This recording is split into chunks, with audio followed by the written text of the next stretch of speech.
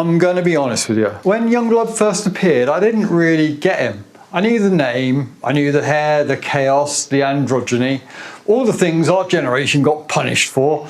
And yeah, he looked cool, but I hadn't actually really listened. Then one moment changed everything. I heard him sing Life on Mars, and it absolutely floored me.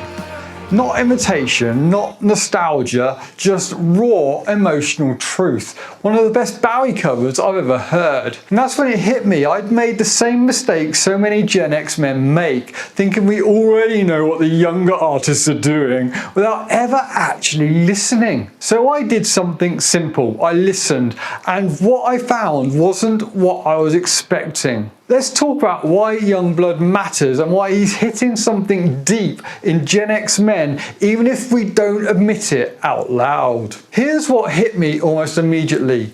This isn't pop music wearing a punk costume. This is someone who actually grew up on the same bands we did. The Clash, Eminem, Oasis, David Bowie, fed them all through a generation raised on chaos. The ferocity in his lyrics is real, the anger is real, the heartbreak is real, the political fire is real. And musically, it's got swagger, it's got punch. It feels more like the White Stripes or the Streets than anything coming out of the curated playlist world. But here's what stopped me cold. He's doing everything we did, but without the fear. The eyeliner, the androgyny, the emotional rawness, the refusal to fit in. Everything our generation was punished for, he does openly, loudly, unapologetically. And it brought up something in me I wasn't prepared for. Recognition. Not admiration, not nostalgia, recognition of who I used to be. I grew up in the glam, sleaze, goth, alt scenes of the 80s and 90s, the eyeliner, the platforms, the nail polish, the whole aesthetic. And back then, we were targets. We weren't celebrated, we were mocked, shouted at from cars, shoved around in bars and clubs, stared down on dance floors and then followed and confronted halfway home at 3 AM. We were told directly and indirectly that who we were was not acceptable. So a lot of us learned to hide it, tone it down, switch it up or down depending on where we were and who was watching. We survived by becoming smaller, and now here comes Yungblud doing everything we did, but in the centre of mainstream culture. No apology, no fear, no compromise, and I realised he's living the life we weren't allowed to have.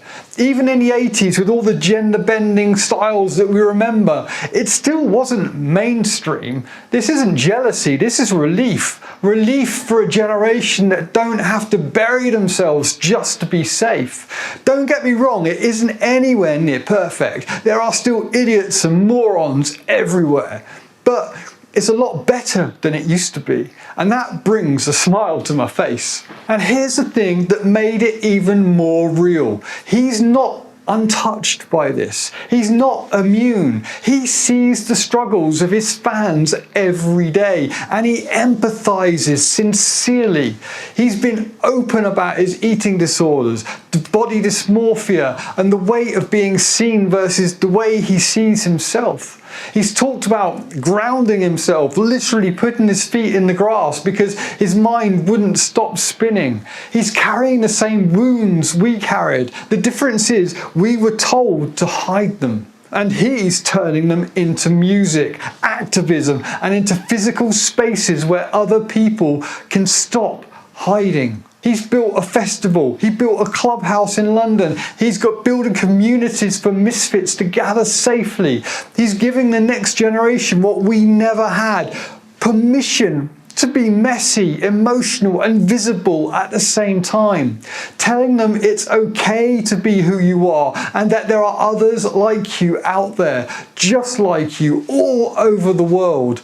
It's that communication that is so much easier these days. Back then we had the pen pal section in Kerrang to find like-minded souls.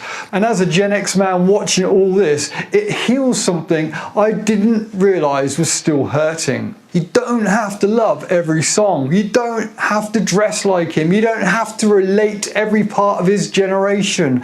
But if you're a Gen X man who grew up on the margins, who wore the eyeliner, who loved the androgyny, who expressed yourself loudly and paid for it, you recognise him. You recognise the kid you used to be.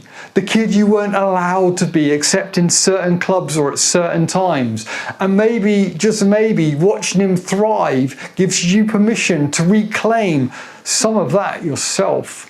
Not the costume, not the youth, but the freedom. The freedom to feel everything, to express everything, to be weird, emotional and bold without an apology, ready to go to avoid the beating outside Tesco on the way to a pub or club. He's not your son, but he's the son you weren't allowed to be. And that matters more than I ever expected. Do you agree? See you in the comments. See you later.